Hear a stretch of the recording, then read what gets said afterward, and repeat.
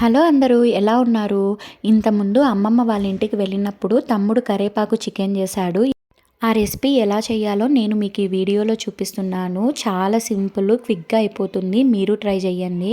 ముందుగా ప్యాన్‌లో కొద్దిగా ఆయిల్ ఏసుకొని ఆనియన్‌ని చిన్న పీసెస్‌గా కట్ చేసుకొని బ్రౌన్ కలర్ వచ్చేంత వరకు ఫ్రై చేసుకోవాలి.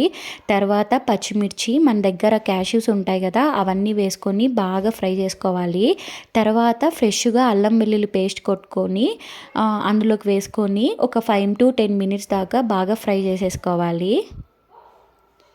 తర్వాత చికెన్ని పచ్చివాసన పోయేంత వరకు కడిగి పసుపు, ఉప్పు అన్నీ వేసేసుకొని ఆ అల్లం వెల్లుల్లి పేస్ట్‌లోనే బాగా వేసుకొని ఒక 10-15 మినిట్స్ దాకా మీడియం ఫ్లేమ్‌లో పెడితే మనకి ఇలా చికెన్‌లో నుంచి వాటర్ అంతా సపరేట్ అయిపోతుంది.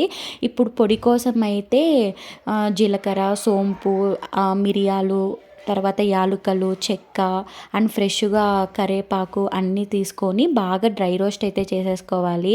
కరివేపాకు వేసుకొని డ్రై రోస్ట్ చేస్తుంటే నిజంగా చెప్తున్నాను ఇల్లంతా అయితే గుమాయిస్తుంటుంది. అంత మంచి వాసన అయితే వస్తుంది. ఒక పక్క చికెన్ కూడా ఉడుకుతుంది.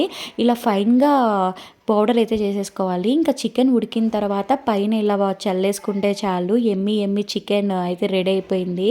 ఇంకా వేడి వేడిగా అన్నం అయితే సర్వ్ చేసుకొని అందులోకి కరివేపాకు చికెన్ వేసుకొని తింటుంటే నిజంగా చాలా బాగుంది. మా తమ్ముడు ఎక్స్ప్రెషన్స్‌లోనే తెలిసిపోతుంది చూడండి. మీరు ట్రై చేయండి తప్పకుండా.